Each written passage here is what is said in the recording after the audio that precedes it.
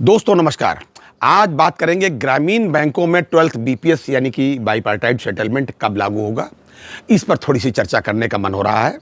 देखिए, जब भी ये ग्रामीण बैंक बनी 1975 में, जब से बनी मेरा मतलब है शुरुआत से ही, तब से ये सरकारी बैंकें हैं। बाकी बैंकें तो प्राइवेट थी। लेकिन अगर कहीं भी दुराव हुआ है या सौतेला व्यवहार हुआ तो केवल ग्रामीण बैंकों के साथ, और हमेशा से ही हुआ भाई साहब। लेकिन इसके जो स्टाफ हैं, अधिकारी कर्मचारी सब लोग जो हैं, इनमें बहुत ही समझ लीजिए संघर्ष का मादा है। इन्होंने अपने संघर्ष से, चाहे वो जंतर मंतर पर, पार्लियामेंट पर धरना दे करके किया हो या सुप्रीम कोर्ट या कोर्ट में कहीं भी लड़कर के लिया हो, इन्होंने हमेशा जीत हासिल की और न्याय को पाया है, इनको मिला है। लेकिन जब देखो तब इनको संघर्ष से करना पड़ता है। इनको कहीं बना बनाया कुछ नहीं मिला। सारे नियम बन जाने के बावजूद अभी भी 12th बीपीएस इनको नहीं मिला है, जबकि बाकी लोग एरियर भी है वो सब अपना पा चुके हैं, एक्सग्रेशिया तक पा गए उनके रिटायरीज तक। यहाँ तो वर्किंग को भी अभी अइबे नहीं किया ग्रामीण बैंक में। क्यों नहीं आया मुझे नहीं मालूम।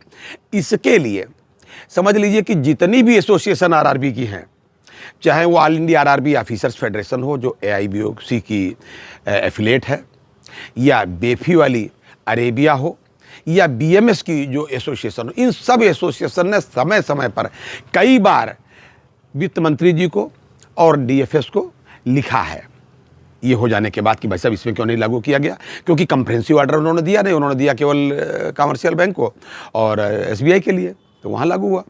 लेकिन अभी तक लागू नहीं हो पाया भाई साहब जी।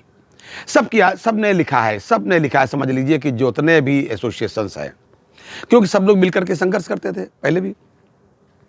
अभी भाई साहब कल ही ये बीएमएस के जो राष्ट्रीय महासचिव हैं, फाइनेंशियल विंग के भी इंचार्ज हैं, गिरीश आर्या जी, इन्होंने एक एडिशनल सेक्रेटरी साहब हैं डीएफएस में जो आरआरबी के इंचार्ज हैं, उनको ये पत्र लिखा है कि भाई साहब आपके डिपार्टमेंट को ये पत्र हमने, साथ ही फाइनेंस मिनिस्टर को भी ये लिखा था 14 तारीख को कि भाई साहब आरआरबी में तुरंत लागू कर दिया जाए।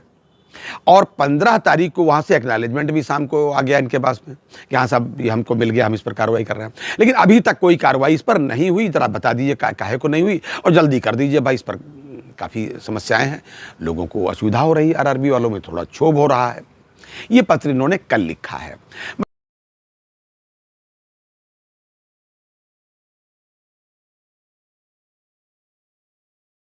मतलब कहने का अभिप्राय यह है कि हमेशा कुछ न कुछ उनको मेहनत अतिरिक्त करनी पड़ी है, न्यायालय के आदेश के बाद भी, समझ लीजिए।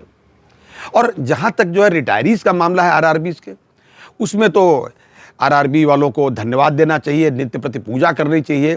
सुप्रीम कोर्ट के पूर्व न्यायाधीश, पूर्व का मतलब सेवानिवृत्त न्यायाधीश जस्टिस जोसेफ कुरियन की, जिनकी वजह से उनको न्याय मिला भाई साहब, जिनकी वजह से उन्होंने 2018 में ये न्याय दिया था भाई साहब, उसकी वजह से ग्रामीण बैंकों में पेंशन भी लागू हुई। तो हमेशा ग्रामीण बैंक वालों को कोर्ट से ही मिला है।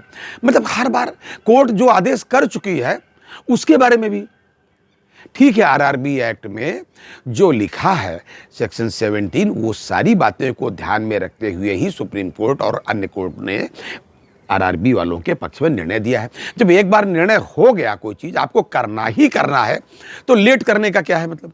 लेकिन नहीं, आप करेंगे लेट जरूर, उसको याद जरूर दिलाएंगे, अरे भैया तुम ग्रामीण बैंक वाले हो, तुम 2M दर्जे के नागरिक हो। ये बात ठीक नहीं है।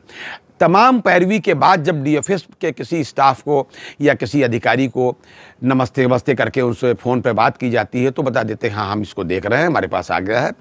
और अभी जल्दी ही एक अधिकारी ने ये भी कहा कि हाँ हम इसको देख रहे हैं, मेरे पास आ गया है और हम इसको क्लियर करके अपने यहाँ से फिर इलेक्शन कमीशन को भेजेंगे कि इलेक्शन कमीशन अगर कह देगा भैया इसमें कहीं कुछ लागू नहीं होती आचार संहिता, तो फिर हम आपको 1-1.5 महीने में दे देंगे। अच्छा भैया, आचार संहिता कब तक रहेगी तुम्हारी, और क्यों रहेगी भाई? दे मेरे उस पर कुछ नया दे रहे हो तब तो रहेगी। लेकिन जब इसमें नया है ये नहीं, कोर्ट के आदेश के पालन अगर आप करेंगे तो उसमें आचार संहिता कहाँ आ गई भाई साहब। लेकिन नहीं, आपको कोई ना कोई बहाना चाहिए लेट करने के लिए।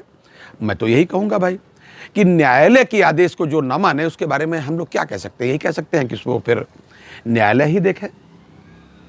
लेकिन आज तक का अपडेट यही था कि भाई डीएफएस वालों ने कहा हुआ है कि हम इसको वहाँ भेजेंगे और वहाँ से अगर जल्दी आ गया क्लियरेंस की नहीं इसमें कोई प्रॉब्लम नहीं है, तो हम विद इन मंथ आपको या 1 महीने के अंदर आपको कर देंगे। ये था आज तक का अपडेट। देखते हैं कि ग्रामीण बैंक वालों को न्याय कब मिलता है और इसके रिटायरीज को एक्सग्रेशिया कब मिलता है, पेंशन कब मिलती है। और वो क्या है कि अप्रैल में भाई साहब एक्सग्रेशिया को रिव्यू होने की बात थी, रिव्यू छोड़ दीजिए, अरे भाई मिलबे नहीं किया, रिव्यू क्या करोगे, ये मामला। दूसरी बात यह है भाई साहब, तमाम लड़ाइयाँ अभी तो चल ही रही हैं आरआरबी की। भाई साहब जो व्यक्ति जब से रिटायर हुआ है, पेंशन का तो नियम यह है रिटायरमेंट के बाद से पेंशन मिलनी चाहिए, लेकिन नहीं, ग्रामीण बैंक में पेंशन जो है 2018 से मिली है। हालांकि 2018 में हम लोग केस जीते, मेरा मतलब आरआरबी वाले, और 2019 में कागज पत्तर कार्रवाई होते होते स्टार्ट हो पाई। लेकिन जो लोग 2007 में रिटायर हुए हैं, 10 में रिटायर हुए हैं, 12 में रिटायर हुए हैं, मतलब पहले रिटायर हो चुके हैं, भैया उनका जीवन कैसे गुजर रहा है, कैसे गुजरा, उनको समय से क्यों नहीं मिलेगा। मतलब सब केस अभी जो है लटके हैं, कोर्ट में हैं, जो कुछ है। आरआरबी वाले सब जगह तब भी जूझ रहे थे और आज भी जूझ रहे हैं। ये था आज तक का अपडेट। अगली बार अन्य अपडेट के साथ, तब तक अपना ध्यान रखिए। जय हिंद, जय भारत, नमस्कार।